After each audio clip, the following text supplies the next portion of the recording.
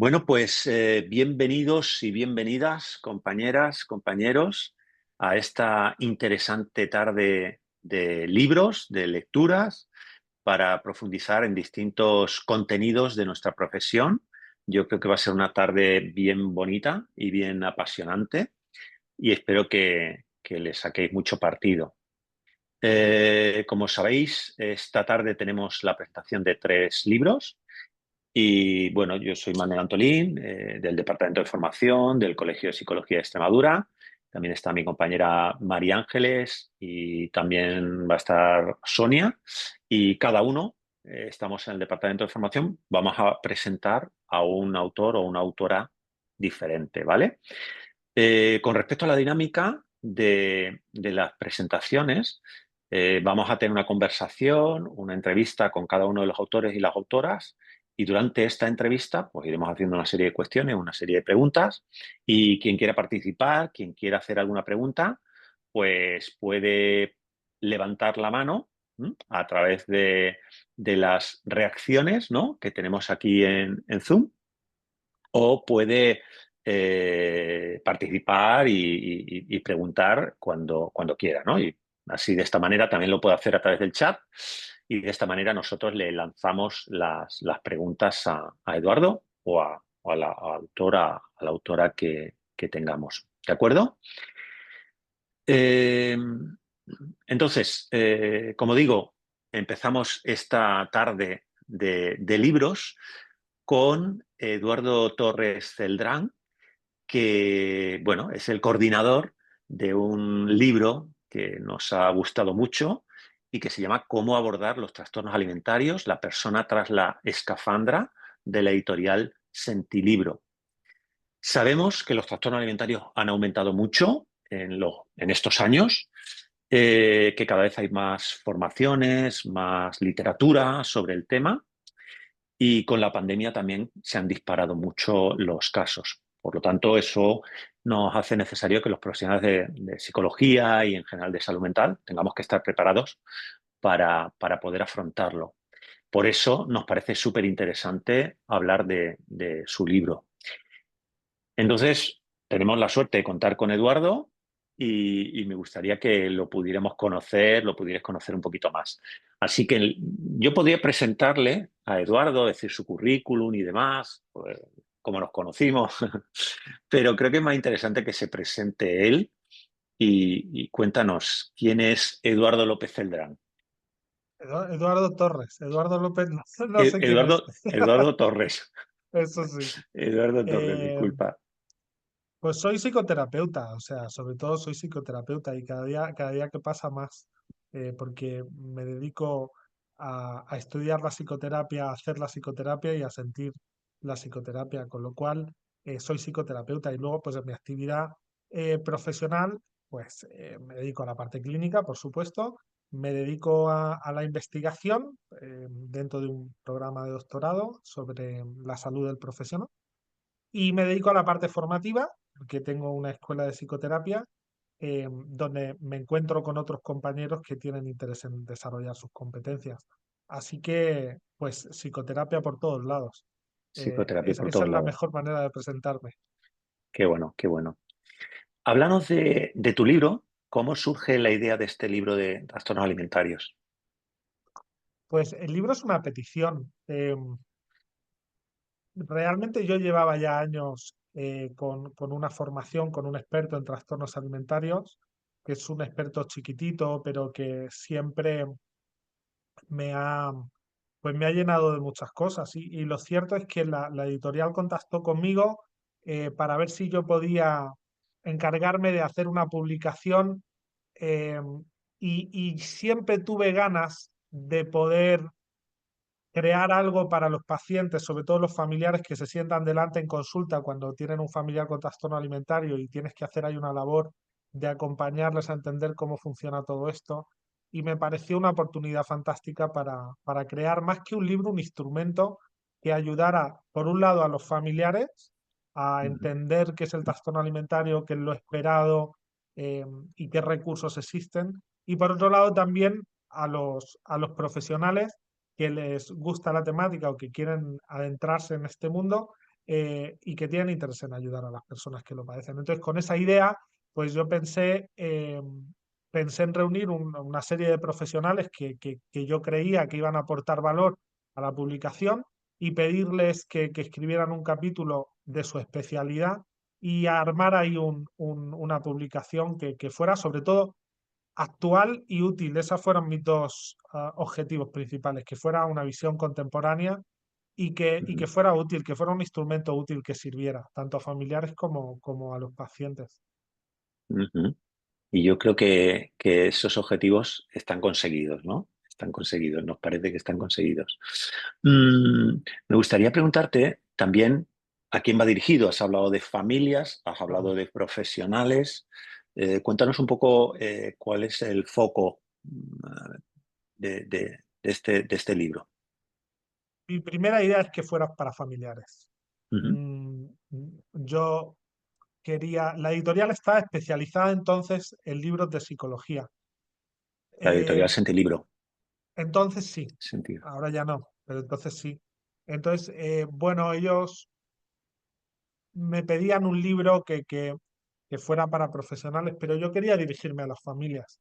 Entonces, traté de hacer ahí una combinación de un bloque para profesionales y otro para familias, para que pudieran entender. Lo que me encontré al final es que había muchas cosas transversales que daba igual si era familiar o eras profesional, porque se trata Ujú, de entender y acompañar a una persona que padece este problema, que es terrible, y de hacer una lectura epistemológica de qué hay detrás de estos problemas alimentarios, para las ujú, familias para poder acompañar desde su lugar y para los profesionales desde otro, que es la consulta, y hacer equipo entre ambos. Entonces, yo creo que me encontré muchas cosas en común, que luego al hacer los capítulos me costaba mucho decir esto dónde lo voy a poner, si es para profesionales o si realmente es para familiares. Y ujú. bueno, con el tiempo, sabes, cuando uno publica una cosa, no está contento nunca. Yo ahora mismo haría una revisión y una revisión más profunda de todo, pero más o menos la idea está puesta y es el objetivo que tenía, o sea que satisfecho en ese sentido. Ujú. Muy bien.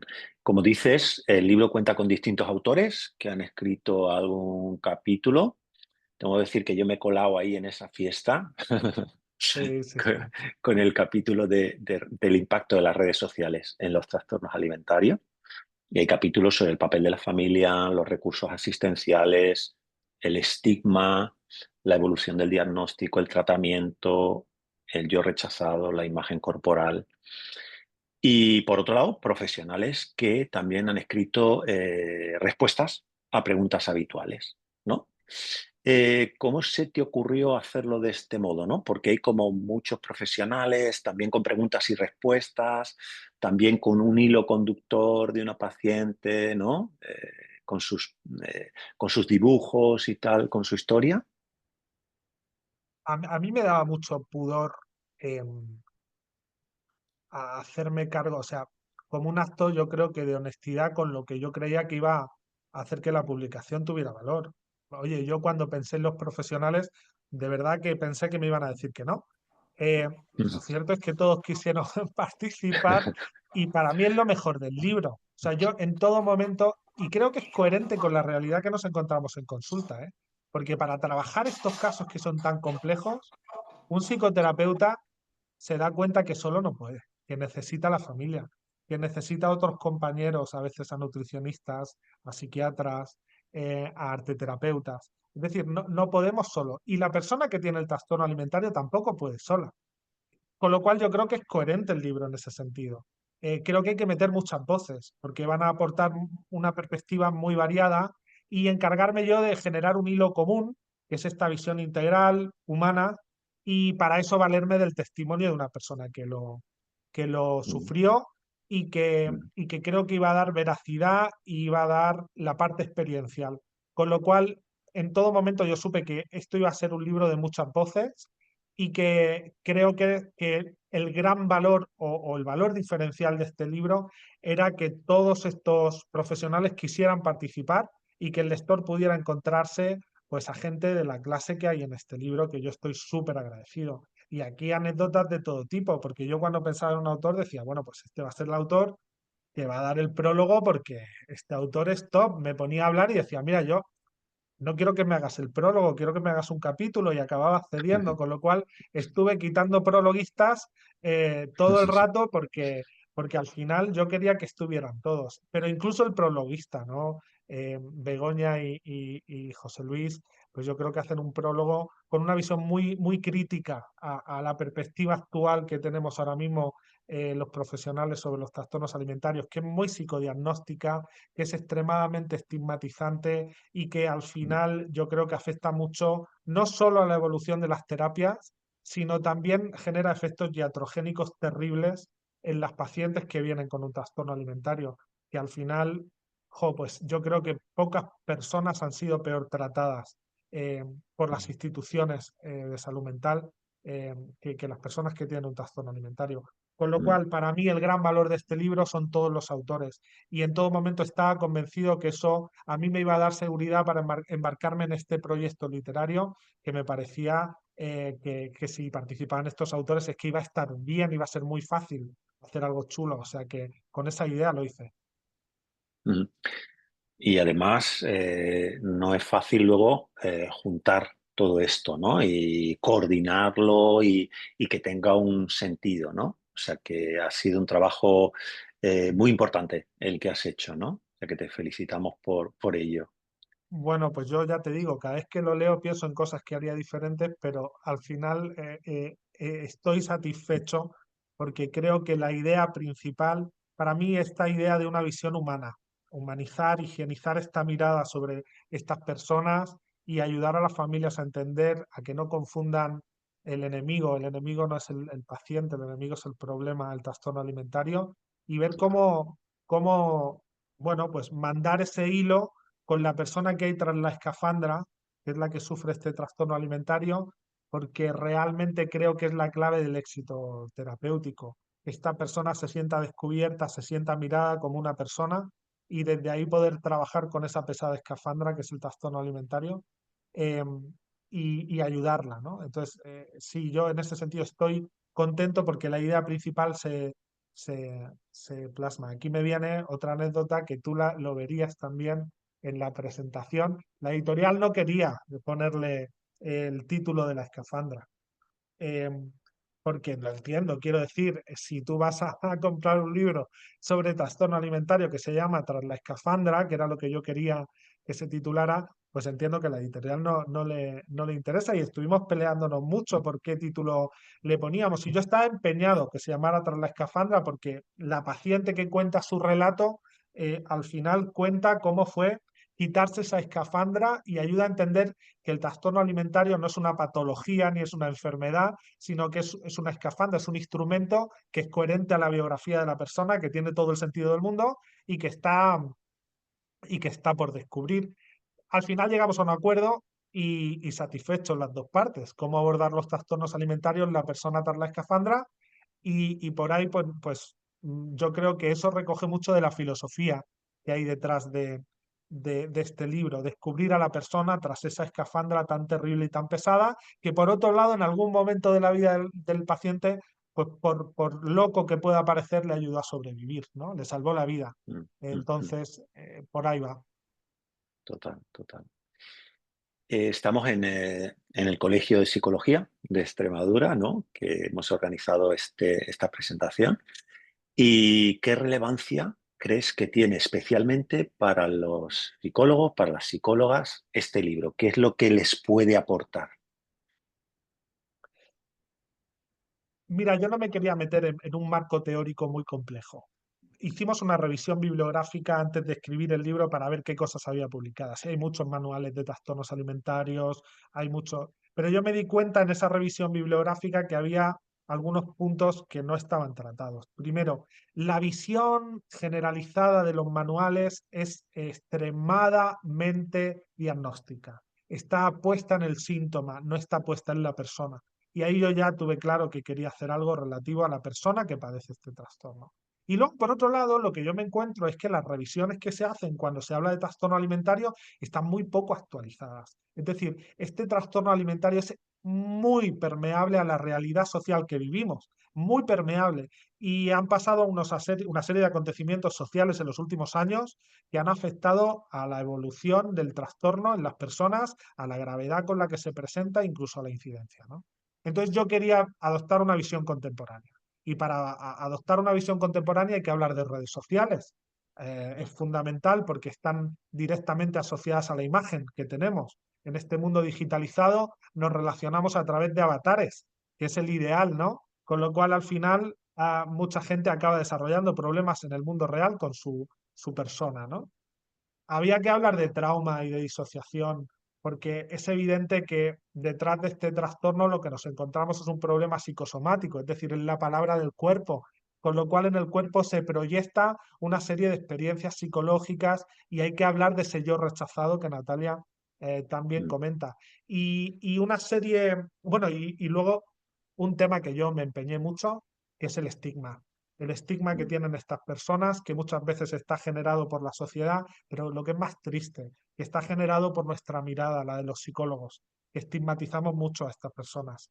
Y, y por ahí yo creo que eso aporta un valor al libro. Y ya por último, que fuera, que fuera práctico, de verdad, porque creo que tiene que ser práctico. Para las familias, ujú, porque si tú eres terapeuta y se sienta delante de ti una familia, tú tienes un capítulo que, donde se le explica excepcionalmente bien, por un lado, qué recursos hay para tratar los trastornos alimentarios, hay un montón de números de teléfonos de asociaciones en todas las comunidades, y por otro lado, porque marca una guía para que la familia entienda qué es esto, entienda las crisis, entienda cómo acompañar a un ser querido.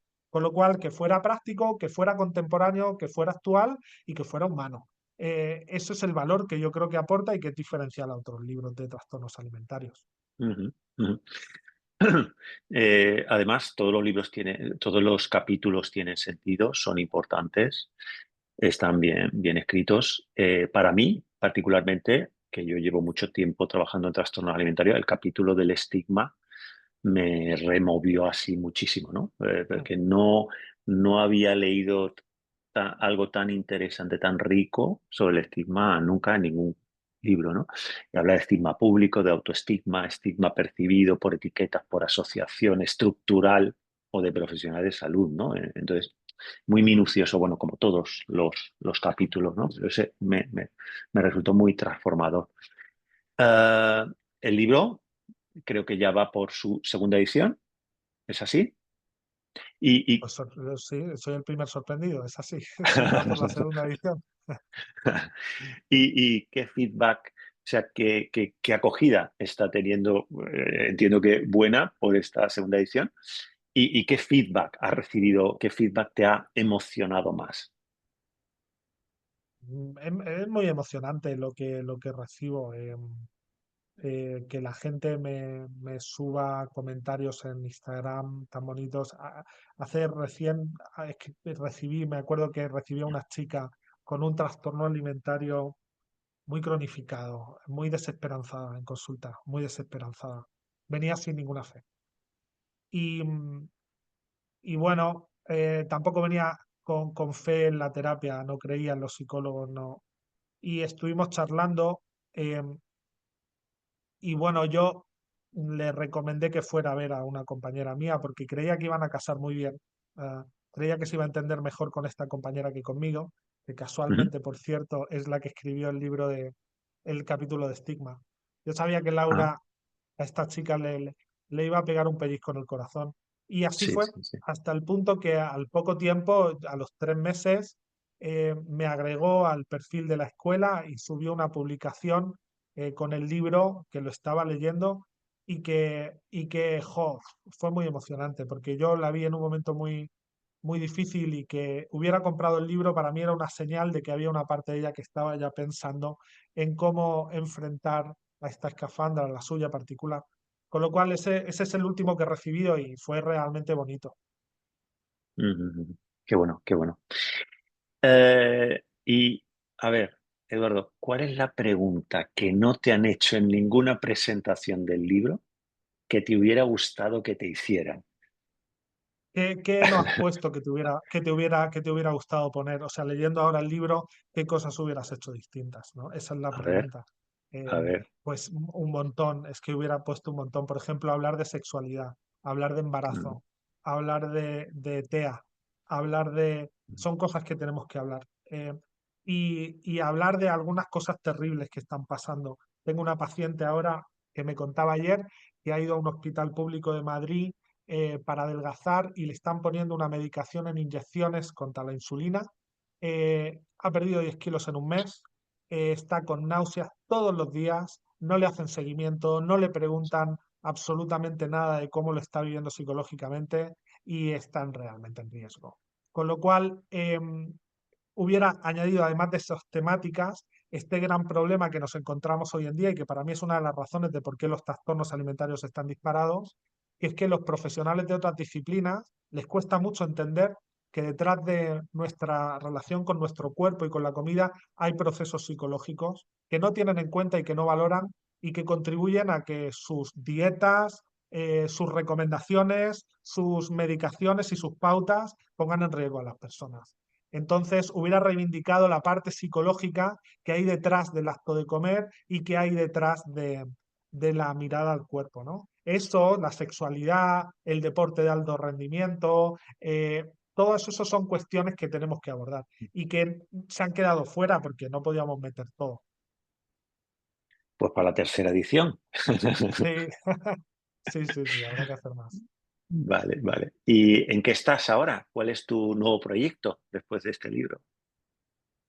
Pues ahora mismo estoy en dos proyectos muy bonitos. Uno es el de la escuela de psicoterapia, que es un espacio de encuentro con compañeros que cada vez disfruto más, donde hacemos un montón de formaciones, supervisiones, y compartimos, bueno, pues espacios para estar conectados y que es un poco coherente a esta investigación que yo hago sobre la salud del profesional y el desarrollo de sus competencias. Pero luego tengo otro proyecto literario que ya estoy escribiendo y espero poder entregarlo, que Ujú. más que un proyecto literario ha sido un sueño cumplido, que es irme a Italia y hacer bueno, pasar una semana con Alfredo Canevaro en su casa, que es un terapeuta que lleva más de 60 años siendo psicoterapeuta, que es uno de los terapeutas más importantes de la historia de la terapia familiar y que me haya recogido en su casa, hayamos estado hablando de psicoterapia, de la terapia familiar, de las psicoanálisis, de...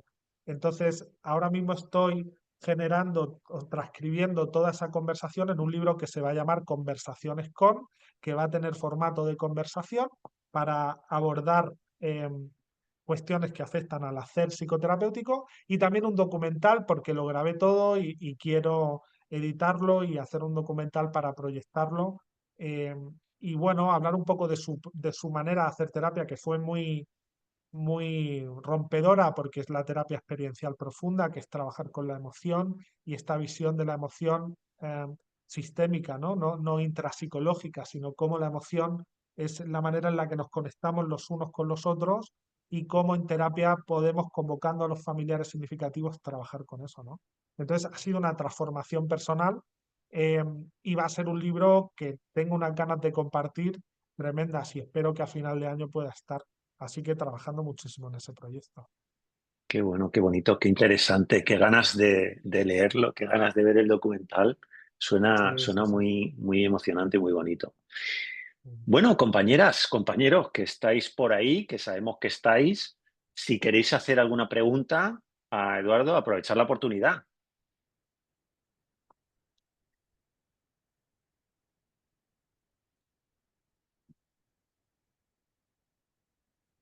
Estoy con las Bueno, orejas abiertas, ¿eh? Quiero agradecer a todos los que estáis participando y a los que nos veis después.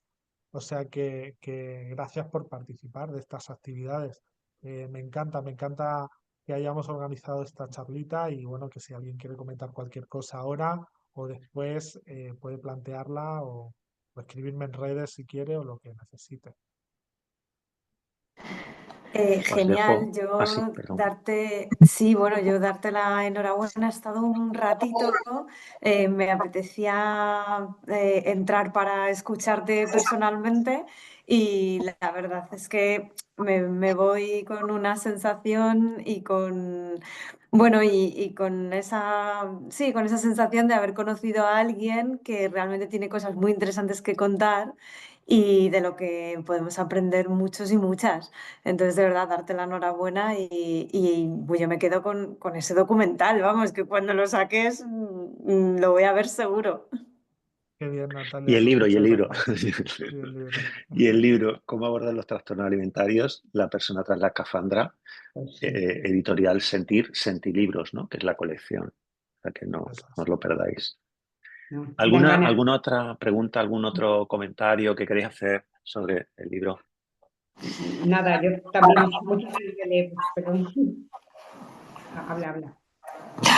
Bueno, nada, yo solo quería decir que no lo he leído, no he leído el libro, además no lo conocía, lo he conocido ahora, pero oye, lo leeré porque en mi centro también trabajamos mucho los trastornos alimentarios y me ha parecido muy interesante. Muchas gracias gracias, María. por transmitir tu conocimiento. Gracias. María Ángeles, ¿ibas a comentar? No, nada, igual, yo sí sabía que existía este libro, sé que el compañero Manuel Antolín había participado con un capítulo y bueno, lo tenía ahí pendiente, pero pensando que iba a ser muy específico para quienes trabajáis con trastornos alimentarios y yo creo que no trabajo con eso, pero por lo que estoy escuchándote, Eduardo, me lo voy a leer ya porque seguro que tiene puedo sacarle rendimiento también para trabajar el trauma bueno, porque a lo mejor hay casos que no detectamos quienes nos consideramos que somos expertos en el tema y que puede haber problemas alimentarios detrás también, o como un síntoma más. Eso es. Eso es. Bien. Muy bien, pues muchísimas gracias, Eduardo, por haber escrito esta joyita, Cómo abordar los trastornos alimentarios, la persona tras la escafandra, editorial Sentir. Y ahora vamos a por la siguiente presentación. Sonia, cuando quieras. Muchas gracias, Eduardo. Buenas tardes, bueno, muchas gracias Eduardo. Yo aprovechaba ahora que ya me tocaba a mí el turno, así no, no interrumpía mucho y bueno, agradecerte. No te conocía, pero la verdad que solamente escuchándote, o sea, hablar de esa forma y con ese cariño, con ese respeto y con esa profundidad, ¿no? de los pacientes, desde luego entran ganas. Yo no soy experta tampoco en trastorno de la alimentación, pero sí que es cierto que creo que tenemos que tener por lo menos una base porque es verdad que aunque no lleguen con el trastorno como tal, sí que hay muchas veces dificultades que tú notas que a lo mejor no están diagnosticadas como tal, pero que están ahí funcionando de fondo. Y bueno, yo también, o sea, lo tengo ahí pendiente para leer y además ya conociéndote te sigo ahí en la red y creo que tiene unos proyectos súper chulos y bueno, la verdad es que ha sido un descubrimiento para mí, o sea que enhorabuena y agradecida de que hayas estado con nosotros. Y bueno, pues ahora le toca a María Rastrón. María es compañera, compañerísima, o sea, es psicóloga, pero psicóloga además bueno, de Badajoz y del Colegio de Psicólogos, ha colaborado ya con nosotros en varias formaciones también. Y bueno, ella es psicóloga y neuropsicóloga, especialista en diagnóstico e intervención de trastornos del neurodesarrollo y de otros trastornos de la infancia y la adolescencia. Está formada en psicoterapia integrativa, en MDR, tanto de adultos como de niños también y de adolescentes. Es la directora de un centro multidisciplinar, ¿no? en Badajoz, Emocionate, y autora del libro Dame tu mano, que es el que vamos a presentar ahora. Lo teníais un poquito en la presentación que hicimos. Yo tengo aquí anotado un poco lo que era la presentación oficial del libro, que bueno, es una guía cercana y práctica para comprender el desarrollo infantil, desde la gestación hasta la adolescencia. Tiene el enfoque puesto en el apego y las necesidades emocionales y además ofrece algunas actividades y estrategias prácticas pues, para fortalecer la conexión entre padres e hijos. Es una lectura cálida y útil para quienes buscan acompañar el crecimiento de sus hijos con amor y conciencia. Pero esa es la parte que teníamos ahí escrita. Lo bonito, yo quiero decir primero que es un libro súper tierno, o sea, a mí me ha enternecido solamente, fijaos, hasta la forma, o sea, hasta el tipo de letra De verdad, parece una tontería, pero estas cosas hay veces que se agradece mucho la calidez y la ternura y se nota sobre todo el cariño con el que está escrito. A mí me parece un libro eso, tierno, precioso y bueno, además tiene unas ilustraciones súper chulas que yo le iba a preguntar también a ver esas ilustraciones, ¿no? Porque no he leído nada en el libro no sé si las has ilustrado tú también o si... Vale. Ay, está silenciada, María.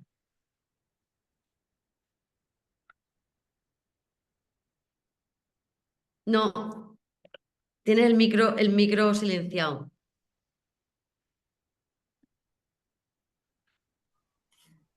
Ahora, Ahora, ¿no? ahora. Perdonad, que el nombre de la ilustradora aparece en la portada. Ay, eso sí, es verdad, pero como no hacía referencia a nada, luego es verdad que se me había ido Sí, aparece ahí. en la portada. Se Es muy llama bonito. Ana Fernández Pero y luego en los agradecimientos la menciono Ah, también. vale. Pues se me ha escapado entonces a mí y además yo creo que la portada ha sido el único sitio donde no habré mirado lo del tema de las ilustraciones. Pero sí es un libro, Sí, de verdad, o sea, eso, yo si tuviera que definirlo con una palabra es ternura y es cercanía y creo que es un libro muy bonito y muy necesario, ¿no? En ese sentido. Sí que me gustaría empezar preguntándote así un poco de entrada, eso, ¿qué te inspiró, ¿no? A escribirlo? O sea, he leído bueno, a quién va dedicado, pero ¿cuál fue sí, el momento en el que tú dijiste, oye, tengo que ponerme aquí, ¿no? Bueno, ¿cuál fue ese motor para escribirlo? sí. Pues la verdad es que, bueno, voy a comentar un poco lo que he comentado en otras presentaciones. La verdad es que esto empezó como unas notas que yo iba cogiendo porque o sea, no sé qué pasó más o menos un poquito antes de la pandemia, de que, bueno, de que comenzara todo esto del coronavirus, me empezó a llegar como mucho a la consulta mamás embarazadas con ansiedad, mujeres que querían quedarse embarazadas, pero tenían como mucho miedo a quedarse embarazadas. em, pues papás que no se estaban adaptando bien a los cambios después de tener a un bebé. Y la verdad es que, claro, yo lo iba abordando como podía, porque, claro, en esa época yo tenía la formación en niños, adolescentes, neurodesarrollo, pero en perinatal no me había formado. Y claro, ya fue a raíz de recibir estos casos que ya me empecé a formar también en perinatal. Y bueno, pues me parecía como tan interesante lo que me traían que fui tomando notas y para poder atenderlos pues me fui formando. Primero empecé a formarme de manera autodidacta, empecé a leer libros de psicología perinatal y luego ya pues empecé a hacer cursos, ¿no? Me empecé a formar. Entonces la verdad es que todo esto empezó por notas que yo empecé a tomar de cosas que iba viendo en pacientes, ¿no? Pues iba tomando notas sobre la depresión postparto, la ansiedad en el embarazo. Y eso fue como la inspiración así del principio. O sea, a raíz de ahí, pues me apeteció como hacer, bueno, pues como empezar a escribir un poquito sobre los fenómenos psicológicos por el que las mujeres iban pasando durante la gestación, por el parto y por el posparto. Y luego pues también cómo todo eso podía influir en el vínculo con su bebé. Y la verdad es que en un primer momento a mí no se me pasó por la cabeza hacer un libro, simplemente pues me apetecía escribir y escribir como para mí, para aprender de los pacientes y de la formación nueva que estaba haciendo en perinatal y de todo lo que estaba aprendiendo. Y ya cuando iba o sea, cuando ya llevaba un poquito escrito de gestación, parto y posparto, pues a partir de ahí dije, oye, pues de aquí puedo hacer un libro. Y ya pues continué. Y ya sí que es verdad que en la parte de la gestación pues también empecé a meter toda la parte de epigenética y cómo influyen las experiencias que hayan vivido los papás, ¿no? O sea, cómo lo transmiten a la descendencia, ¿no? Cuando por ejemplo, experiencias traumáticas no se han trabajado y no se han procesado, cómo eso se transmite a la descendencia, ¿no? A través a través del óvulo y del espermatozoide, ¿no? O sea, cómo influye todo eso en el óvulo y en el espermatozoide, cómo eso se transmite a la descendencia. Y luego, pues ya a partir de ahí, pues dije, oye, pues ya después del posparto, ¿qué viene? Pues viene el cómo cubrir las necesidades básicas de un niño, que al final yo lo que digo, las necesidades básicas de un niño son las de todos, ¿no? Son las necesidades básicas de cualquier ser humano. Eso lo enlacé con los sistemas de acción del ser humano, que va muy unido.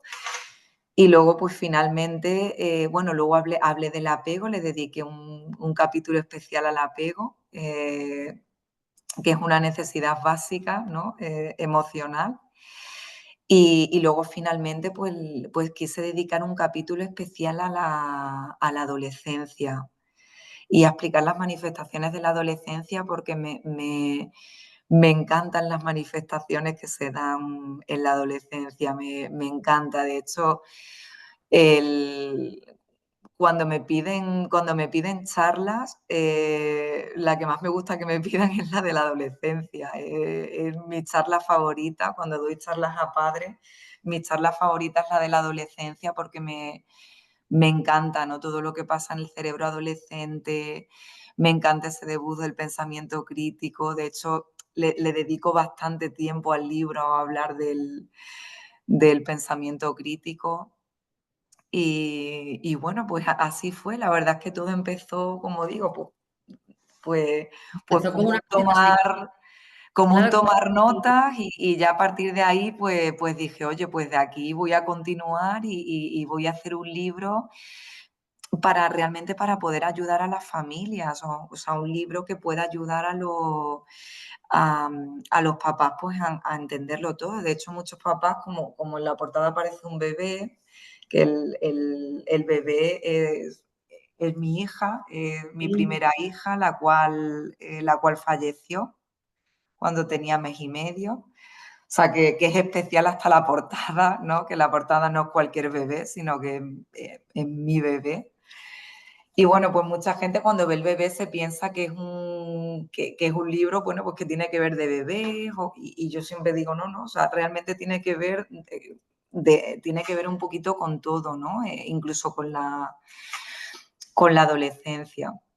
Claro, es Y que te digo, si empezaste así como una cosa, como esa psicología perinatal, y al final ya dijiste, oye, que claro, al final una cosa está enraizada con exactamente. otra, ¿dónde paro, no? Pues nada, ya Sí, claro, ya dije, bueno, pues ya después del posparto, pues voy a enlazarlo con necesidades básicas, y bueno, como luego pues los sistemas de acción van muy ligados a las necesidades básicas, y pues nada, ya dije, pues ya voy a continuar con las necesidades básicas, con los sistemas de acción y con la adolescencia.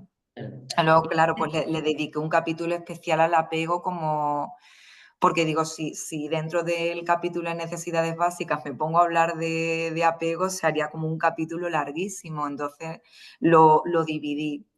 Hablé por un lado de las necesidades básicas más en general, y luego le dediqué el capítulo 5 al apego. Y bueno, al final mi principal objetivo con el libro es lo que digo, pues ayudar a los padres a entender de dónde pueden venir muchas cosas, porque hay niños que a veces acuden a mi consulta con 6, 7 añitos, bueno, pues, y gran parte de los problemas que tienen que ver con el vínculo con sus padres, pero es que a lo mejor esos problemas aparecen incluso desde que la mamá estaba buscando el embarazo, ¿no? Porque ya ni hablar de esos papás que se someten a tratamientos, por ejemplo, de reproducción asistida. El peregrinaje que sufren por todo lo que pasan, y eso va a repercutir en el embarazo, y va a repercutir en el vínculo que luego se establece con ese niño, ¿no? Entonces, bueno, pues mi idea era que pudieran entender que, oye, que muchas de las cosas que a ellos les sucede con sus hijos, y que a sus hijos les suceden con ellos, aunque ellos vengan a la consulta cuando sus hijos tienen 10 años, pues a lo mejor tiene que ver con mucho, mucho, mucho, mucho antes y muchísimo antes. Bueno, pues Es súper interesante porque además la gente es verdad que quizás no, o sea, no tiene tanta conciencia de eso, ¿no? Es algo que dice, bueno, solamente ya está aquí mi hijo, venga, a ver cómo puedo hacerlo para que se sienta mejor, para que... Y es verdad que entender eso es como súper importante. Y tú estás diciendo, María, eso, ¿no? El objetivo es, oye, ayudar a los papás a que, bueno, pues entiendo que puedan eso, ser conscientes de ciertas cuestiones que son importantes, cómo pueden ayudar a sus hijos. Pero ¿lo recomendarías también para profesionales? Porque sí que es cierto, o sea, le sacas el partido, ¿eh? O sea, te quiero decir, creo que son cosas que además, cuando hablamos de apego o de necesidad emocional, es que al final estamos hablando de cuestiones básicas y como tú decías, ¿no? No solamente para los niños, para los bebés. Al final, el escenario vincular adulto es una réplica del escenario vincular en la infancia. Claro, claro, claro. Sí, la realidad es que sí, o sea, claro, cuando yo lo escribí, mi principal objetivo es que fuera dirigido a papás, ¿no? A familias. Pero por supuesto puede servir también a los profesionales y no solo a psicólogos, también a pediatras, también a ginecólogos, ¿no? Porque, bueno, pues muchas veces los ginecólogos, si ven un poquito más allá, pues igual también les ayuda con sus pacientes, ¿no? ¿Por qué? Pues porque mm, muchas veces cuando las mamás van a las ecografías y van esas mamás con una ansiedad tremenda y con unos miedos tremendos y con unas inseguridades tremendas, a veces los ginecólogos no saben cómo abordarlos y, y no saben cómo conectar a veces con esas mujeres. Entonces, bueno, pues creo que también incluso a ginecólogos, a matrones, no, por eso también en el capítulo del parto, ¿no? Cuando hablo también de la importancia de que la mujer se sienta bien, se sienta cómoda, se sienta respetada. Em, Creo que al final es un Ay, no sé si soy yo o se ha quedado la haber imagen. un Se ha quedado la imagen bloqueada, sí. Se ha quedado María, ¿verdad? Que digo, ya no sé si la conexión mía Sí, sí. o es la suya. Bueno, Mm, vamos a ver si la recuperamos un poquito. mm. Ahora tenemos cualquier dificultad. hola, Ahora, ¿estáis ahora. Sí, ahora. Sí, es que se había quedado ahí? ahí. Vale, no, se había quedado, no sé por dónde me he quedado. No, Eh, no sé por dónde me había quedado.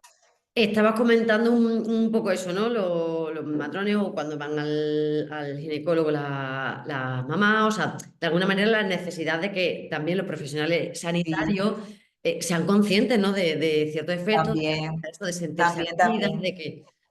Y lo decía, por último decían los pediatras también, Mm, ¿no? Porque creo que los pediatras a veces es muy importante que puedan ir más allá, ¿no? Eh, cuando vengan niños con determinados problemas o cuando ciertos padres están asustados o preocupados, ¿no? Pues porque su hijo no está comiendo bien o porque su hijo no está durmiendo bien.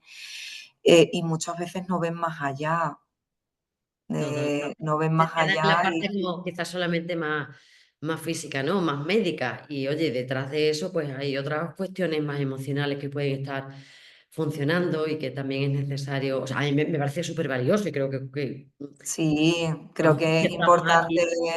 creo que es importante. De hecho, a los pediatras creo que les podría ayudar bastante, ¿no? También de cara, pues eso, a conectar un poquito más con la familia y a saber derivar dónde tienen que derivar y cómo tienen que derivar cuando es necesario.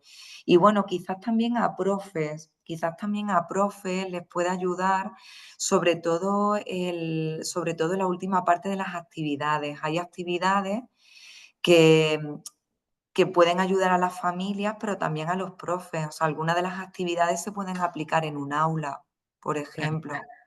Sí, aparte de que a mí también me parece fundamental que los profesores estén más formados, por lo menos sean más conscientes de eso, ¿no? Del sistema de apego, de esas estrategias, por ejemplo, que tú planteas y esos ejercicios prácticos, que es cierto que están genial, pero incluso, o sea, a la hora de leerlo y de ser conscientes, ¿no? De cómo, o sea, al final es un manual de desarrollo infantil y adolescente, y claro, todo lo que conozcan en ese sentido también los coloca en una posición, creo que mucho más favorable, ¿no? Para poder Ujú. al final a...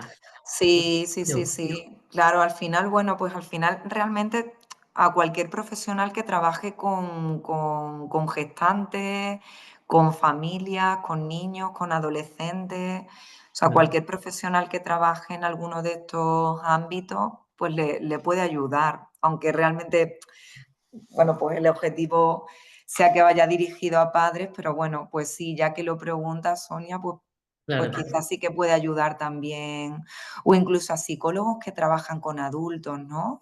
Yo en una de las partes del libro que hablo un poquito sobre mí, una de las cosas que digo es que cuando me empecé a formar en niños y adolescentes y me especialicé en el trabajo con ellos, mi trabajo con los adultos también empezó a ser mejor. Es que lo ves desde otra perspectiva diferente. Y de hecho mejoró bastante, mejoró bastante mi trabajo con los adultos. Cuando empecé a entender, em, cuando empecé a entender el cerebro de un niño y de un adolescente, empecé a entender mejor el de un adulto que viene con ciertos problemas y que muchos de esos problemas, pues la mayoría, Claro. Es tienen que que el ver cerebro del con su niño historia. sigue viviendo, ¿no? Dentro del cerebro del adulto. Claro, Ya. sí, sí, sí. Fundamental. Oye, ¿qué dirías que van a aprender si tuvieras así que resumirlo con una frase, sobre todo para que la gente, ¿no? que nos escuche lo tenga súper claro? ¿Qué van a aprender los lectores que adquieran tu libro? Pues que van a aprender, yo creo que al final a tener una visión general del ser humano y del desarrollo del ser humano en general. Bueno, pues a tener una visión general de cómo funciona el cerebro, de qué necesidades tenemos, de cómo podemos cubrirlas, de qué necesitamos, por ejemplo, en la vida adulta o qué hemos estado necesitando previamente para que en la vida adulta podamos cubrirlas, ¿no? Adecuadamente. O sea, que yo creo que al final, bueno, pues nos puede dar una visión general del ser humano y de cómo funcionamos y de qué necesitamos para funcionar adecuadamente.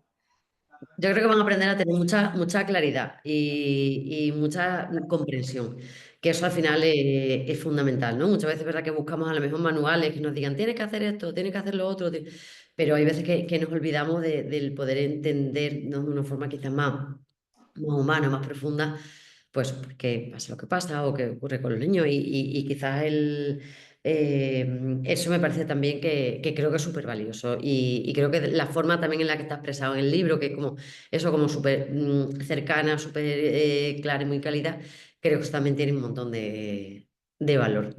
Oye María, ¿y cuál ha sido el capítulo que te ha resultado más difícil de escribir? Pues el del apego. El del ¿Sí? apego ha sido el que más me ha gustado escribir, pero también el que me ha resultado más difícil, porque quería contar tantas cosas, Claro. quería contar tantas cosas y a la vez es cierto que yo quería que fuera un libro corto. O sea, cuando decidí hacer el libro, ya decidí que fuera un libro, quería que fuera cortito, porque quería que se leyera fácil, que se leyera rápido. Sí, de hecho, Entonces, son lo estoy mirando exactamente porque 182 tiene. se lee súper bien. O sea, es cierto que incluso, es verdad, lo has conseguido. O sea, fijaos, un libro que es relativamente finito, pero además es verdad que se lee como súper bien, ¿no? Como muy agradable. Sí, sí, sí, yo quería que se leyera, pues eso, que fuera fácil y que se leyera rápido. Entonces, en el capítulo del apego quería contar tantas cosas que me resultó difícil resumirlo. O sea, Claro. me, me- me costó que me quedara como quería que me quedara. No, Y no, luego me... es cierto que remueve. Al final, hablar de apego siempre remueve mucho, nos remueve a todos, porque al final todos tenemos pequeñas heridas. Totalmente. Sí, sí que es cierto. Pero oye, es verdad que quizás el desafío ahí estaba en poder hacerlo sencillo y accesible, ¿no? Y resumir algo Ujú, tan profundo y tan complejo como el apego.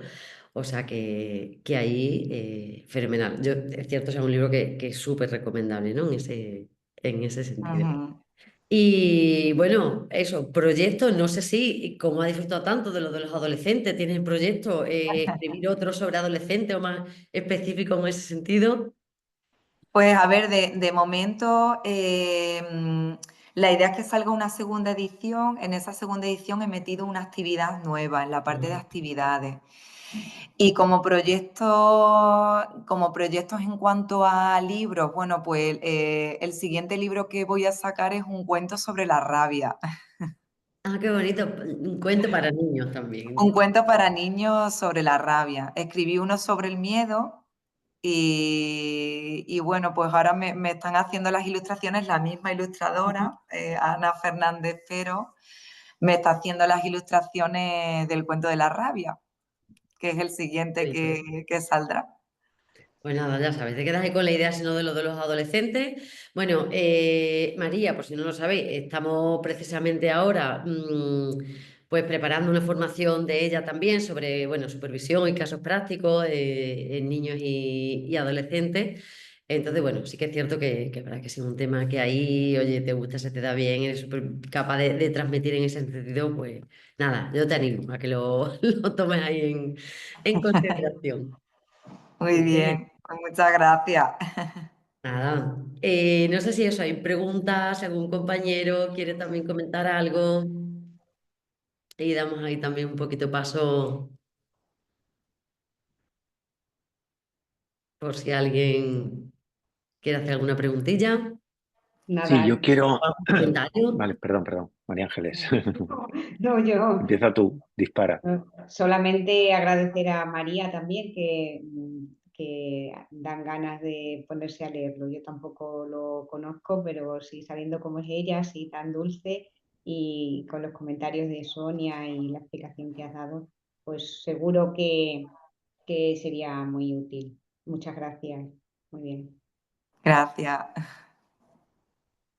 Yo, nada, felicitarte por el libro, que ya va por el segundo y vas hacia el tercero. Bueno, yo no lo he leído todavía, pero me han dado también muchas ganas de leerlo. Y hablabas de actividades también, ¿no? Hablabas de que hay una parte con actividades. Me gustaría saber qué es un capítulo, cuántas actividades hay, a quién van dirigidas. ¿Van dirigidas a profesorado para trabajar en el aula, a padres? Explícame un poquito. Sí, pues hay 5 actividades. No es un capítulo como tal. Bueno, lo tengo por aquí para, ya se lo puedo enseñar. O sea, cuando termino el libro, bueno, pues aparece como una página en la que pone a trabajar en familia y a partir de ahí ya comienzan las actividades. Son 5 y realmente estas actividades, como decía antes, o sea, mi objetivo principal es que fueran actividades que los padres podían trabajar con los niños en casa, o sea, actividades realmente para los padres, para que las pudieran poner en marcha en casa, pero realmente alguna de estas actividades se puede aplicar en el aula. Hay actividades que van dirigidas a niños y otras a adolescentes.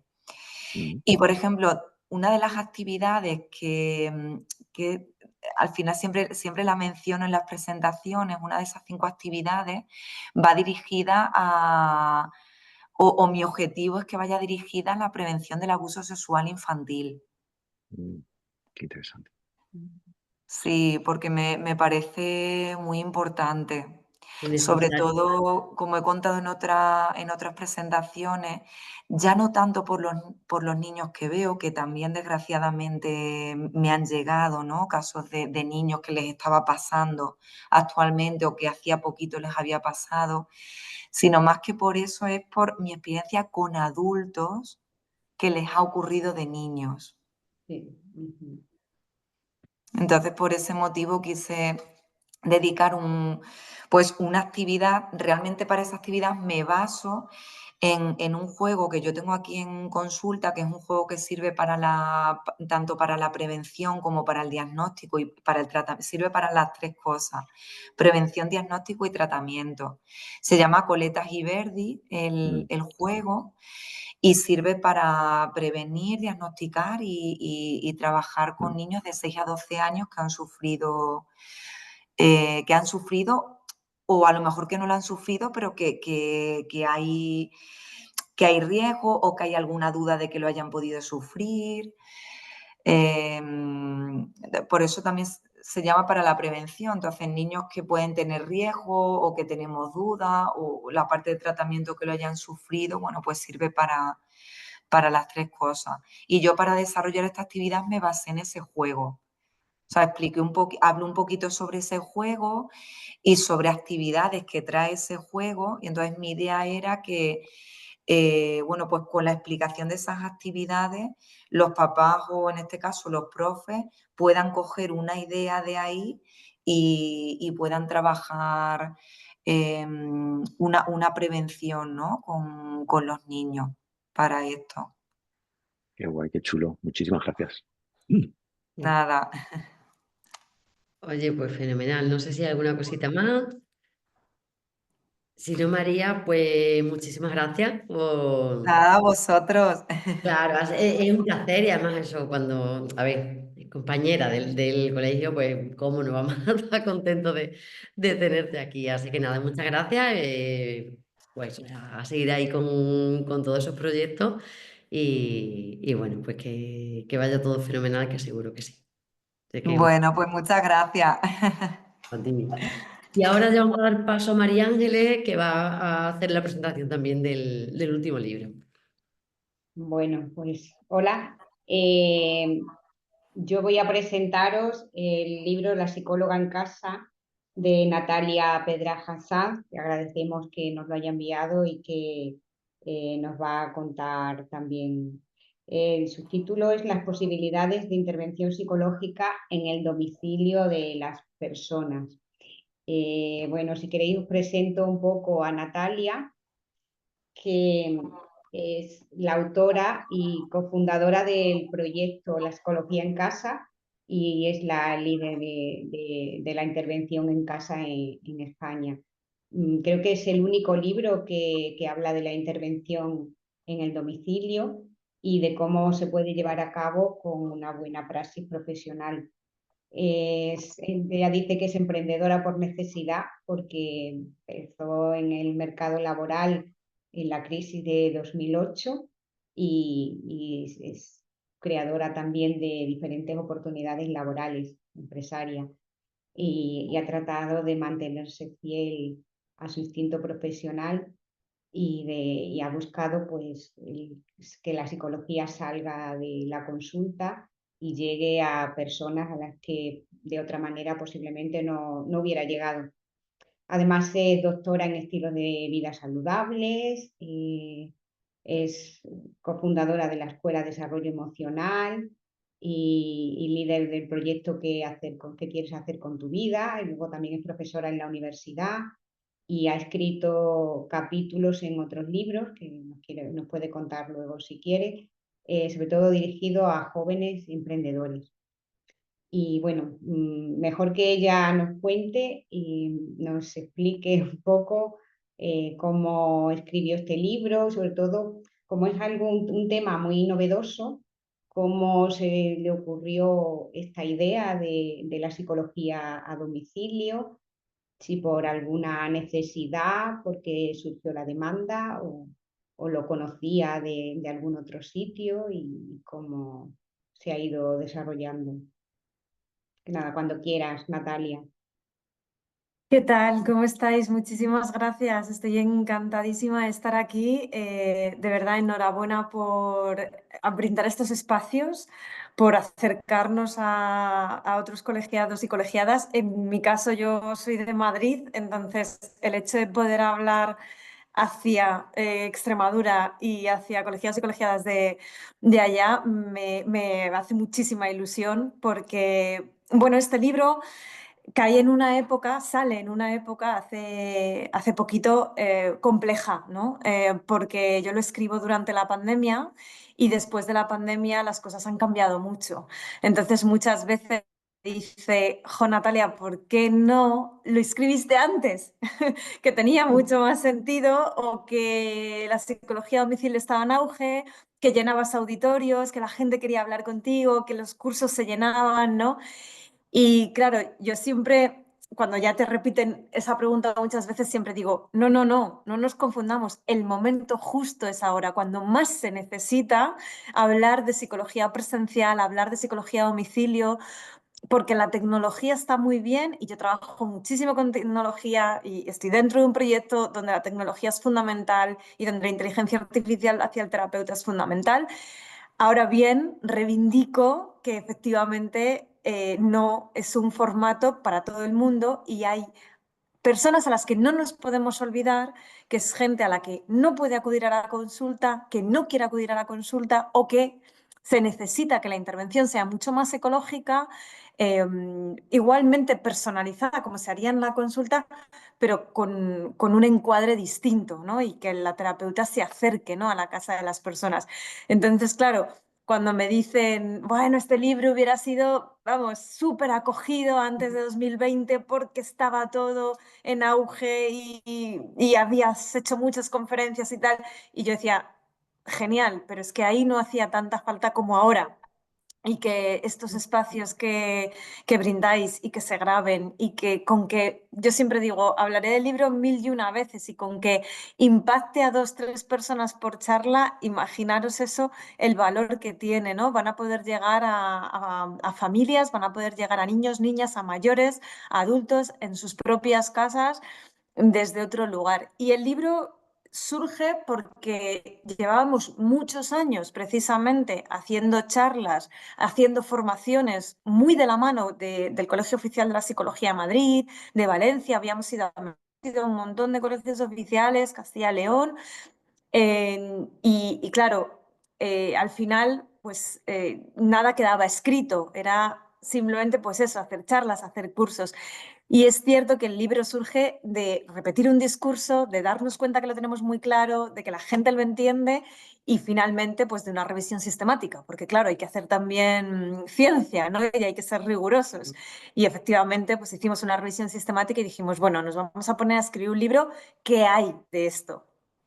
Y nos dábamos cuenta, y es el último capítulo del libro, esa revisión sistemática, que había artículos, que eran artículos fuera de España, que se hablaba de una intervención psicológica en el domicilio, pero que realmente no se habían sentado las bases, la praxis profesional no se había sentado, ¿no? Y no había un libro ni un lugar donde se hablaba de psicólogas a psicólogas, qué es esto de irte a la casa, ¿no? Y por qué es respetuoso y y yo os cuento una anécdota, o sea, el principio de los principios de todo, de ese 2008, ¿no? De una psicóloga muy joven, porque prácticamente acababa de estar terminando mis formaciones, ¿no? Y mis cursos, pues surge esta manera de intervenir que no me la invento yo, o sea, hay que ser completamente honestas. Yo no me invento la psicología a domicilio, la psicología a domicilio ha estado en el ámbito público, sobre todo en entornos paliativos. Han estado en lugares, ¿no?, donde había que atender a las personas porque las personas no se podían desplazar. Es cierto que no estaba en el entorno privado, que ese es un poco el liderazgo, ¿no?, que nosotros hacemos y que luego desarrollaré. Y es cierto que estaba en la televisión, porque todo el mundo conoce a las diferentes super nannies que había por programas de televisión y en concreto a Rocío Ramos, que era la super nanny en España. Entonces, yo no me invento la psicología en casa. Lo que sí es que le doy un formato, le doy un encuadre y le doy una praxis, porque claro, una cosa era entornos paliativos, ¿no?, o entornos de la sanidad pública. Otra cosa es el entorno privado cuando alguien quiere contratar unos servicios de psicología a domicilio. Una cosa es la televisión, ¿no?, y los shows de televisión y cómo Rocío se desvivía por los casos y estaba ahí horas y horas en la casa, y otra cosa es cómo haces esto de manera sostenible, ¿no?, en el entorno privado con unas sesiones, una regularidad. Entonces, de alguna forma, la anécdota, ¿no? que siempre me preguntan, bueno, ¿y cómo surge todo esto? Pues yo siempre recordaré con muchísimo cariño mi primer paciente y su madre, que era psicóloga, ¿no? Y que pues en ese entorno, ¿no? en el que hablábamos ella y yo, pues me decía, oye, ¿por qué no vienes a casa y le ves en casa, ¿no? Para que tengas esta información. Y entonces dije, bueno, pues fenomenal, porque además soy tan joven que es que, ¿qué consulta te digo? Si ninguna consulta es mía, si es que acabo de empezar. Entonces, por supuesto, porque claro, su hijo y yo habíamos coincidido muy bien, habíamos conectado muy bien, entonces ella estaba como muy intrigada, ¿no? Bueno, ¿y qué más podemos hacer? Y me apetece, ¿no? Que puedas evaluarle, etcétera. Entonces, bueno, para mí fue vale, venga, voy a casa y voy a ver qué es lo que sucede. Y claro, lo que sucede, de repente me encuentro un entorno terapéutico valiosísimo para el menor, ¿no? Valiosísimo para el menor, para la familia, para todo lo que se podía hacer ahí. Y al final tuve la necesidad de contarlo a otros compañeros de profesión, esa ola se hizo muy grande, la comunidad se transformó en un montón de profesionales que quisieron probar y creer, ¿no? en este tipo de intervención. Y después de más de 10 años, pues seguimos aquí, ¿no? Seguimos aquí reivindicando un espacio presencial y a domicilio. Y es verdad que las cosas han cambiado mucho pre-pandemia, post-pandemia. Este es un poco el contexto, ¿no? que da lugar a la intervención en casa. ¿Y qué ventajas son las que consideras que tiene la intervención en domicilio? Por lo que acabas de contar, parece como que es más ecológica, ¿no? Que es más difícil que te mientan o que te cuenten la versión idealizada de lo que hacen. No sé si va por ahí o hay alguna otra cosa que Sí, encuentres bueno, aparte. hay muchas, ¿eh? Hay muchas cosas. De primeras, en la intervención domiciliaria todo tiene su cara y su cruz, ¿no? Es decir, por un lado, tú necesitas saber todo lo que quieres saber de un caso en el sentido de, hay un fenómeno que llamamos la máxima información por observación, ¿no? En el sentido en el que nos cuesta priorizar la información y los objetivos porque tienes demasiada. Entonces, la habilidad terapéutica, hay un capítulo justo de habilidades terapéuticas en domicilio, la habilidad terapéutica del domicilio precisamente es discernir aquello que cuenta el paciente, que se hace explícito y que tú ves, y aquello que tú ves pero el paciente no cuenta. Y entonces no es explícito, con lo cual no puedes trabajar con ello, ¿no? Entonces, por supuesto, ventajas y bondades hay muchísimas, en el sentido de que es una intervención que es muy humana, que es muy cálida, ¿no? Donde se producen vínculos terapéuticos de una forma muy profesional, pero también muy cercana. Hay un punto de cuidado, ¿no? O sea, el profesional va a tu casa a cuidarte, ¿no? Entonces hay un punto de cuidado que favorece mucho esa sensación de fomentar este vínculo terapéutico, ¿no? Pero también por contra, necesitas que el vínculo terapéutico sea adecuado, ¿no? Y que no confundan, no te confundan con una profesora particular, no te confundan con una amiga que va a tomar un café, no te confundan, ¿no? con alguien que está de visita en casa, ¿no? Entonces, al final estas habilidades son muy interesantes. Las ventajas fundamentalmente dentro de la evaluación es que tú tienes una observación del entorno y del ambiente que si no, no podrías tener. La otra ventaja es que tienes un acceso mucho más cercano a lo que llamamos el segundo nivel de intervención, que son los familiares, ¿no? que pernoctan en esta casa y que tanta importancia tienen con pacientes jóvenes, con pacientes mayores, con adultos a lo mejor dependientes, ¿no?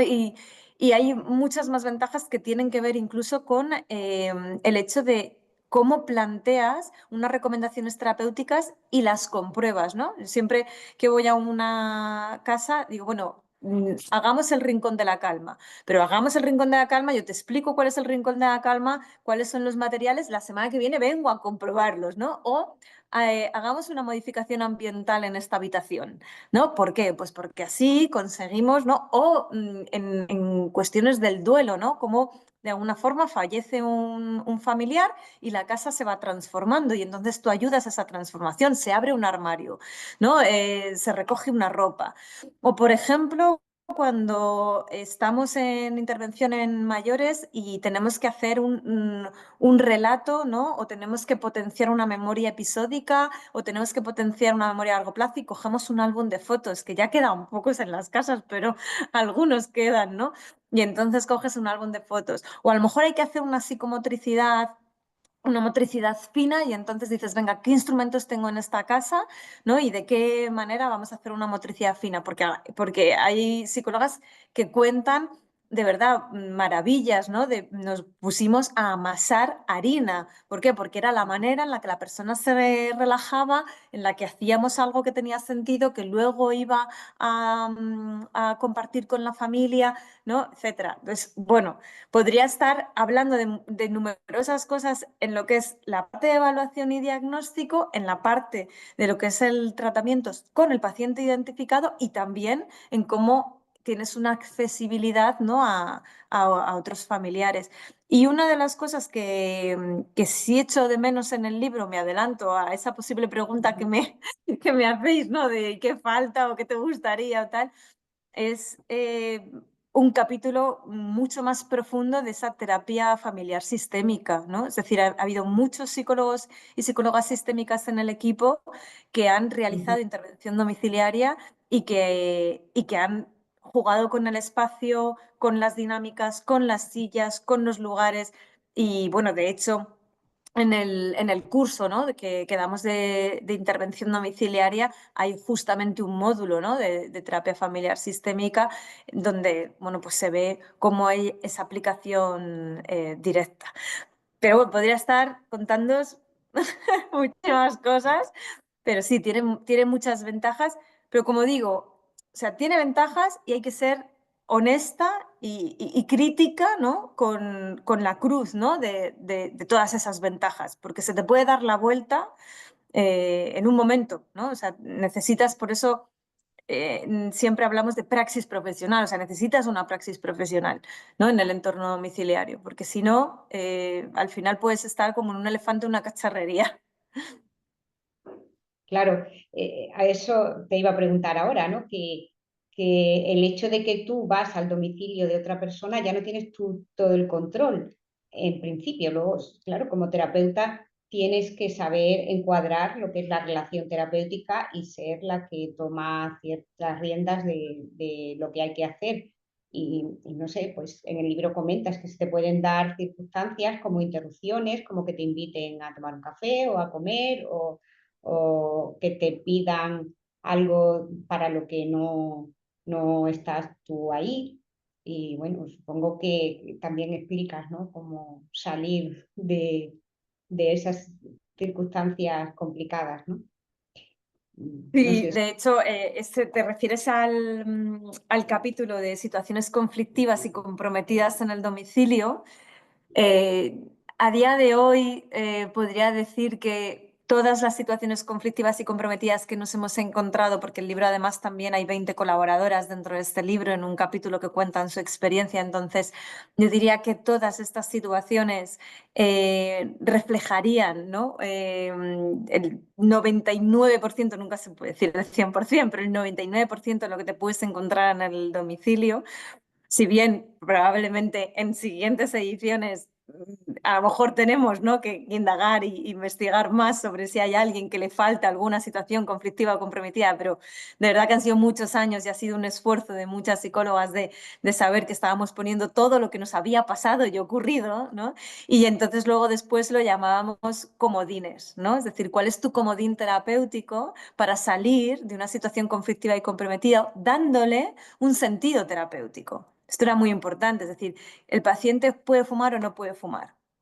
¿No? ¿De qué manera, o sea, tú estás enfrentando esta situación, según qué casos, y según tu especialidad, según tu experiencia, según tu deontología profesional, ¿no? Y también en el libro procuramos ser cero dogmáticos, en el sentido de que se necesita de mucha reflexión y se necesita de ver cada caso particular, ¿no? Y una de las psicólogas de trastorno mental grave que dice, es que fumen es el menor de mis problemas en una consulta domiciliaria, ¿no? O sea, es algo bueno, o sea, que no está ni en mi cabeza, que lo hagan si quieren, ¿no? ¿De qué manera? O sea, que al final estás intentando, ¿no? Pues ver de qué forma una psicóloga que está en un ambiente, ¿no? Con una persona de trastorno mental grave, pues está viendo otras cosas mucho más importantes. Y en cambio, otras psicólogas que a lo mejor estás tratando pues una depresión o una ansiedad,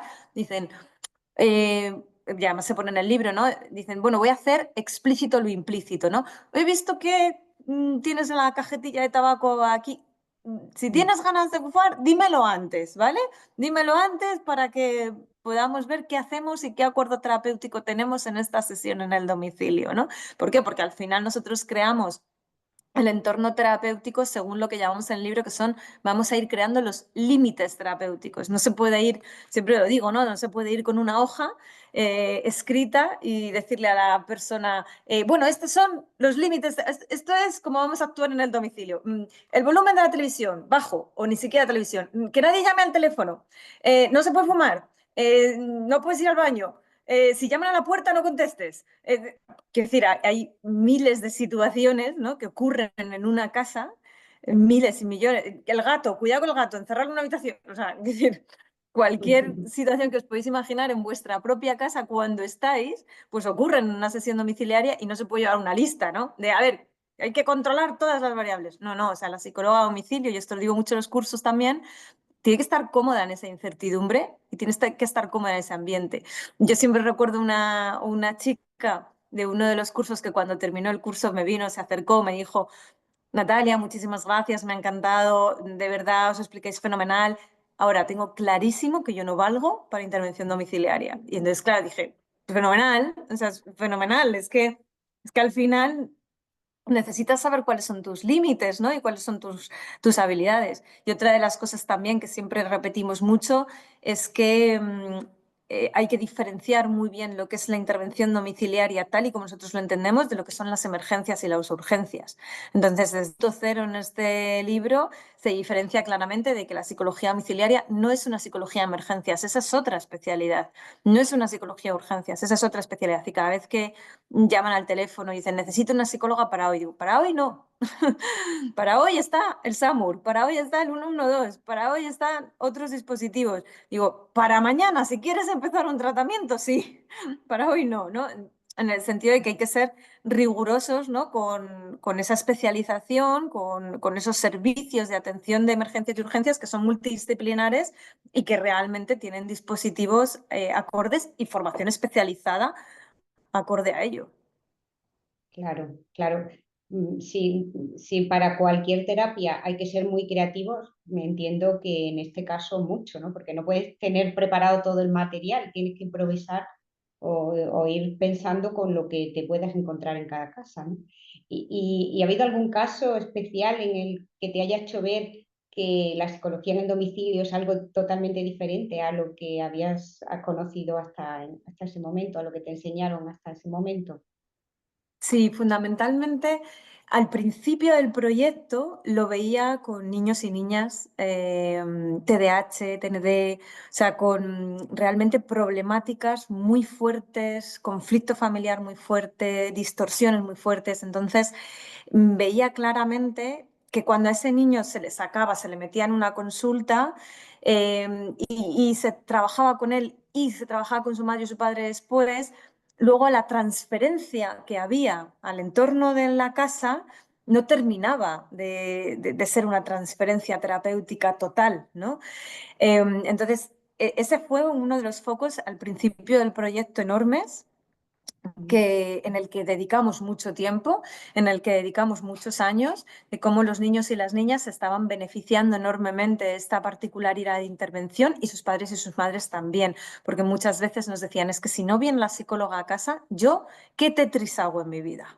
O sea, ¿cómo lo organizo?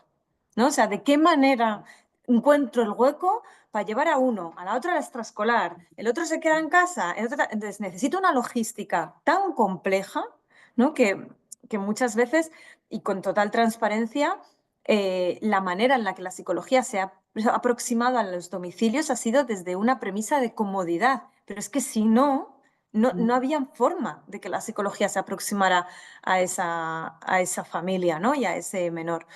Y después de la pandemia, los casos que más nos han cautivado han sido los mayores, que antes no eran un grupo poblacional dentro de lo que es mi proyecto tan demandante o tan consciente de que la intervención domiciliaria respecto a la psicología podía ayudarles.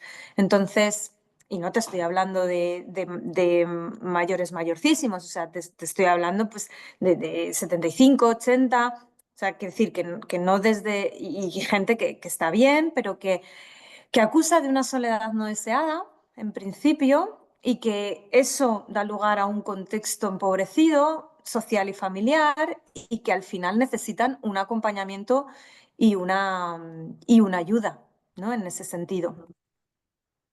Sí. Entonces, esos casos de mayores me han parecido también reveladores. Y luego, enfermos, es decir, pacientes que acusan una enfermedad física, que necesitan de un acompañamiento psicológico y que no pueden desplazarse a la consulta. E insisto, en todos estos puntos siempre tengo en cuenta que la psicología online no beneficia a todo el mundo en momentos tan complejos. Desde a un niño o una niña, por supuesto que no, estoy hablando pues, de edades de infantil primaria, ¿no? A un mayor tampoco, cuando encima, ¿no? Lo que quieren es esa proximidad, cuando trabajan tanto con el tacto, ¿no? Como sentido, donde te quieren sentir cerca, donde de alguna forma les falta, ¿no? Esa parte. Y luego personas con una enfermedad física que cuanto menos, pues bueno, estar ahí, ¿no? Presentes, es el 50% de la terapia. Porque no se pueden desplazar, o sea, porque tienen ese contexto, ¿no? social pues más empobrecido. Entonces, bueno, pues estos serían como los 3 casos, pero sí, muchos, muchos. Sí, entiendo que donde más se aplica entonces o donde más demanda hay es con personas mayores o dependientes y enfermos. Ujú. Y con niños y niñas, sí, niños y con y niños y niñas. niñas. Sí, antes de la pandemia, el mundo adulto también quiso de aproximarse a esto. Lo que pasa es que ahora se ha pasado totalmente a la parte online. Entonces, bueno, está fenomenal. O sea, qué decir, es que está fenomenal. Nosotros hacemos mucha terapia de atención mixta, donde fomentamos la presencialidad en el domicilio y luego pasamos a un formato online, quizá para hacer la evaluación, quizá para hacer el vínculo, ¿no? Para que de alguna forma las cosas vayan más ligeras.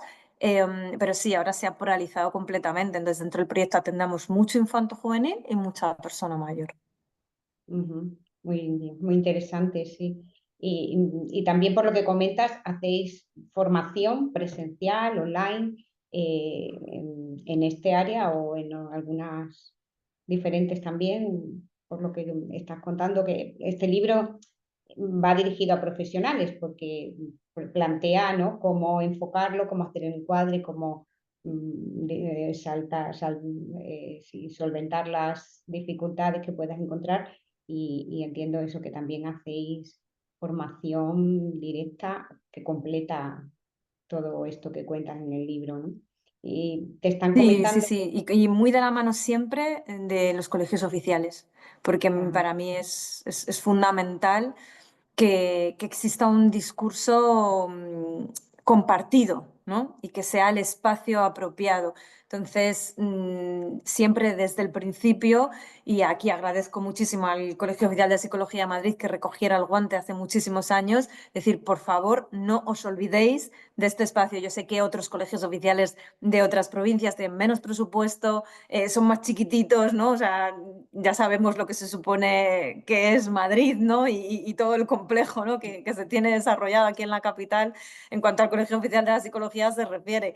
Y de hecho, pues siempre hemos procurado, no os olvidáis de otros colegios oficiales, hacer que exista este convenio, ¿no?, de esta parte de la formación de psicología que hacemos con videocursos que lo puedan disfrutar otros colegiados. Y es verdad que estoy muy agradecida de que se recoge ese guante.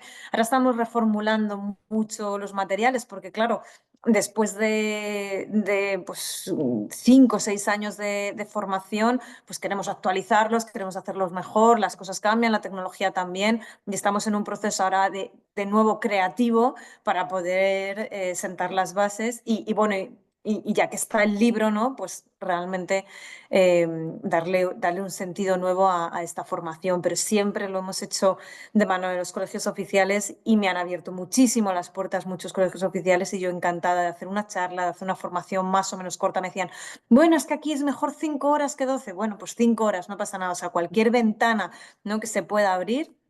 Vamos, lo hemos hecho siempre y nos hemos desplazado, lo hemos hecho online, porque me parece importante que la gente tenga en cuenta espacios presenciales, que las psicólogas vean esta manera de intervención como algo complementario. Es cierto que la intervención domiciliaria no se puede hacer, igual que no puedes estar en la consulta todo el día atendiendo a gente, ¿no? Pero que la intervención a domicilio no es tu jornada laboral completa, ¿no? O sea, a día de hoy, las personas que decidimos hacer intervención domiciliaria es un complemento a sesiones online, a sesiones en consulta, a un montón de experiencias terapéuticas, ¿no? Pero sí que si haces intervención domiciliaria, que sea porque has tenido al menos una base o una referencia o algún tipo, ¿no?, de praxis que has podido leer, formarte, etcétera, para que vayas a una casa y tú sientas que estás haciendo bien las cosas, porque muy al principio, muy al principio,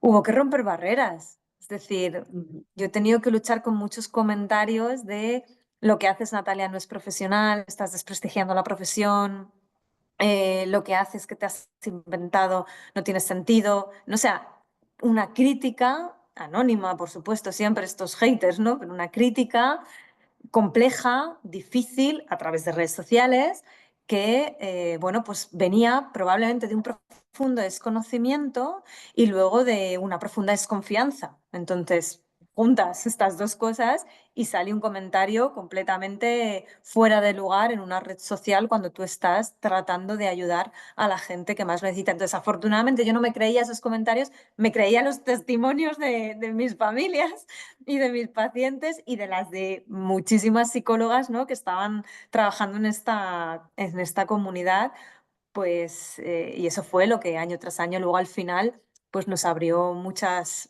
puertas y empezaron a confiar, ¿no?, en que esto se podía hacer de una manera rigurosa, seria y con una buena praxis. Ujú. Pues sí, seguro que sí.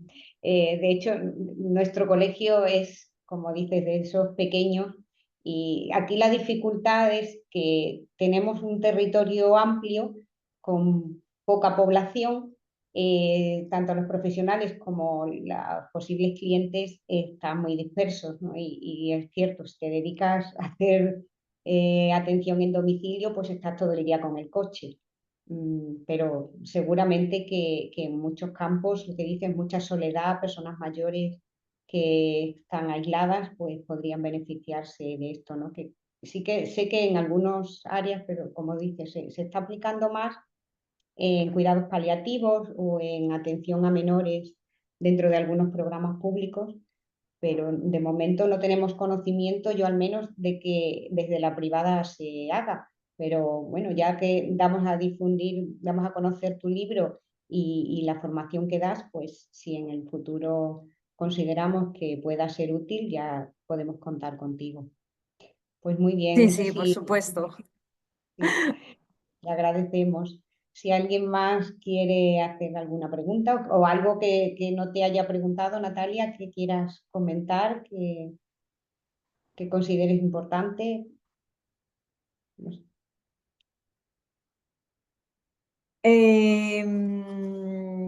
No, yo creo que hemos estado hablando de cosas bastante claves. Quizá una de las cosas que ya he dicho, la parte de esto no es una psicología de emergencias y la otra idea fuerza, ¿no?, que siempre es importante contar, es que la seguridad del profesional importa y mucho, ¿vale? Es decir, tú no te vas a una casa sin antes una compañera del equipo sepa dónde estás, sin antes haber hablado por teléfono con la persona y ahora ya hemos incluido la parte de haber hecho una videoconferencia con la persona. Y por supuesto no te vas a una casa a hacer una encerrona a alguien, ¿vale? Es decir, estos encuadres falsos o encerronas de las que hablamos en el libro, como nosotros no vamos a hacer encerronas a adolescentes que no quieren ir a terapia, a mujeres que no quieren ir a terapia. No, o sea, se trata de que sea una psicología respetuosa, de que sea una psicología y una psicología desde la seguridad también del propio terapeuta, ¿no? Y de la propia psicóloga. ¿Por qué? Porque cuando el entorno no es seguro para la psicóloga, no es un entorno terapéutico. Y esto también lo tenemos muy claro en el libro. O sea, los entornos domiciliarios, si no son seguros para ambas partes, no son entornos terapéuticos, son entornos de emergencias. Ya está. Entonces, sí que me parece importante eso, focalizar a lo mejor en esa idea fuerza de que la seguridad del profesional es muy importante y la comodidad del profesional es muy importante y de que no está solo, es decir, de que nosotros siempre hemos hecho una psicología de intervención domiciliaria en intervisión con otros profesionales y es que alguien del equipo sabe dónde vas a estar, en qué dirección, a quién atiendes y que no hay encuadres falsos y encerronas a las personas en su casa y que no hay una intervención sin previamente haber hablado por teléfono. Esto no es te doy una dirección y vienes, así como así. No, no. O sea, te doy una dirección, te conozco, hablo contigo por teléfono, me entero del caso, ¿no? Y procuro pues entender si la situación es adecuada para una intervención domiciliaria.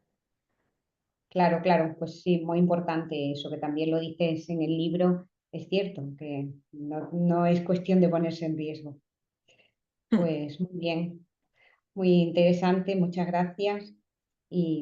Nada, creo que con esto ya queda bastante claro tu libro, que es lo que muestras, la experiencia que tienes y yo te deseo mucho éxito tanto para la venta del libro como en general en la empresa y en el desarrollo de la psicología que estás aportando bastante. Y nada, no sé si Manuel quiere hacer alguna aportación. Sí, Terminamos. sí, yo quería felicitarte, Natalia, por tu libro, por ser pionera, por aguantar los haters, que no ha tenido que ser fácil, porque siempre que eres pionero en algo, pues entiendo que hay gente que le puede molestar o incomodar por el desconocimiento. Me gustaría preguntarte qué cosas han cambiado de la Natalia que empezaba a trabajar en psicología del domicilio a la Natalia de ahora que entra en un domicilio. ¿Qué cosas hay diferentes que tú hayas visto, ¿no? Porque sí que es cierto que tiene sentido no llevar un manual de instrucciones para decirle a la gente cómo tiene que vivir en su casa, pero bueno, alguna cosa, alguna norma, alguna idea que tú digas, pues siempre suelo hacer esto, ¿no? Ya, no me habían hecho nunca esta pregunta, Manuel. Nunca me la habían hecho y tendría que reflexionarla porque creo que si no lo hago de una manera introspectiva no me va a salir Sí, nada auténtico, ¿no? ya. Si me pongo en el primer caso que tengo siempre en la cabeza, que yo era tan joven y que era un menor, pues claro, ¿qué es lo que cambiaba en esas primeras visitas? La vestimenta. Te va a parecer algo muy curioso y muy anecdótico, pero la vestimenta.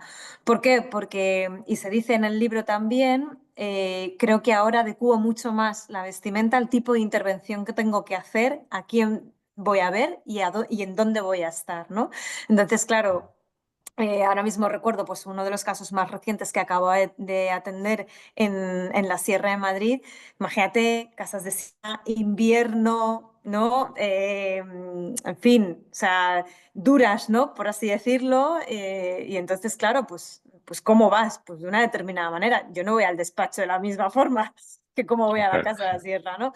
Entonces, bueno, pacientes mayores, pacientes más jóvenes, quizá eso sí que ahora me sale más natural, ¿no? Y anteriormente no lo tenía, aunque lo decíamos siempre desde el principio, ¿no? Ojo con la vestimenta, cómo te vistes, qué te pones, ¿no? Y que sea acorde con el tipo de intervención que vas a hacer. Otras cosas tendría que pensarlas, Manuel. Bueno, al final es adaptarte al contexto, ¿no? Adaptarte al contexto y decir, no ir tanto en tu papel de psicólogo y tal, preparado, formado y tal, y con tu indumentaria habitual de trabajo, sino ajustarte más al tipo de persona Claro. que vais a ir a ver y bueno, es una forma la indumentaria, ¿no? Está claro. Claro, Muy sí, porque bien, en el está online te bien. ven de aquí para arriba, en Claro. la consulta tampoco juega un papel fundamental, en el domicilio sí. O sea, en el domicilio estás tú, tu comunicación no verbal, ¿no? Tu manera de estar en un espacio cómoda que no es tu espacio, ¿no? de Mm. trabajo. Entonces, sí. Pero bueno, Muy ya bien. la pensaré, ¿eh? Que cada vez que me hacéis una pregunta nueva ya pensaré más. Muchas gracias, muchas gracias. Enhorabuena.